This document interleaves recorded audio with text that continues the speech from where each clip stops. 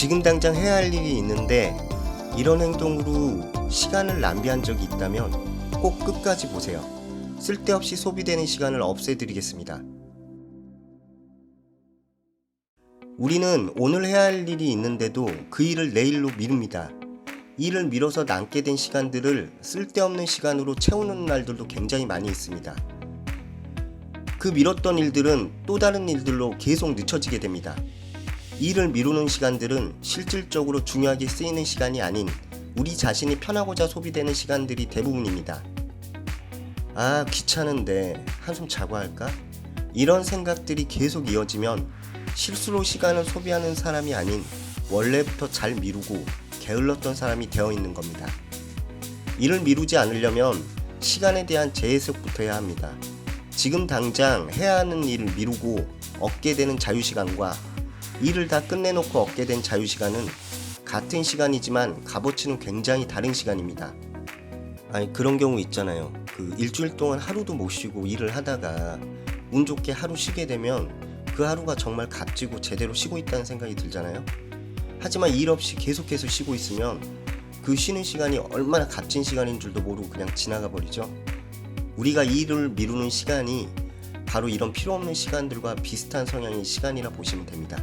일을 미루면서 얻게 된 자유시간은 미뤘던 일을 언젠가는 해야 한다는 잔 걱정과 그 시간이 끝나갈수록 조여오는 불안함으로 즐거운 시간을 보낼 수 없게 되고 스트레스를 안고 소비해버리는 시간이 됩니다.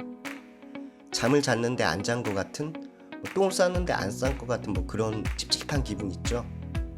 하지만 일을 다 끝내놓고 얻게 된 시간은 온전한 나만의 시간이 됩니다. 일을 끝냈다는 성취감까지 더해져 온전한 자유시간을 즐기면서 새로운 아이디어까지 창출할 수 있는 이로운 시간으로 만들어집니다. 왜냐고요? 머릿속에 있어야 할 일에 대한 걱정과 불안함을 지워버렸기 때문에 거기서 만들어진 성취감으로 긍정적인 부분들이 채워지는 거죠. 내가 하나 더 했구나 라는 성취감이 생각보다 꽤 큰 인생의 무기가 돼서 우리에게 돌아오게 됩니다.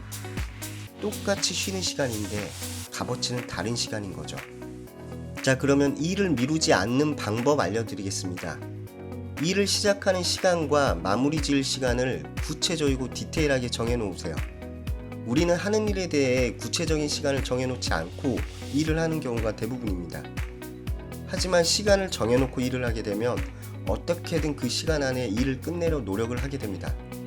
조금 서툴더라도 일을 어느 정도 가닥을 잡고 끝마치는 게 중요합니다. 수정은 그 후에 해도 되거든요. 안 하는 것보다 훨씬 더 좋은 결과를 가져다 줄 테니까요. 어떠한 하나의 글을 쓴다고 하면 소재 정하기, 자료 찾기, 카테고리 구성, 제목 정하기, 메인 글 구성 등 하나의 일에 여러 개의 구분점을 정하고 거기에 맞는 시간 배분을 해보는 겁니다. 이렇게 하면 그냥 일을 시작해야 하는데 어떡하지?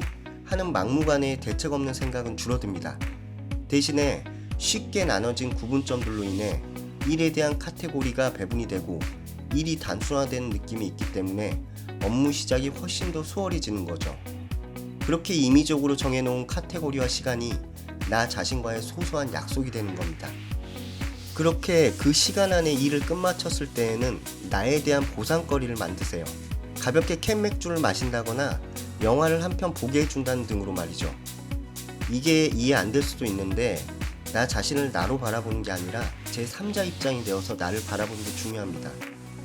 이 자식 오늘 해냈네, 잘했어 라고 제3자가 되어 칭찬을 해주는 거죠. 사람은 칭찬으로 인해 더욱 큰 프로젝트를 수행할 수 있게 됩니다. 그 칭찬을 남한테 듣는 것도 좋지만 나에게 듣고 인정받았을 때 더 높은 값어치가 됩니다. 남한테 인정받았을 때 자신감이 높아지지만 나에게 인정받았을 때는 자신감에 자존감까지 높아지게 됩니다. 일을 꼭 완벽하게 할 필요가 없다고 자신에게 말을 하세요. 그냥 쉬운 부분부터 천천히 해나가라 말을 하세요.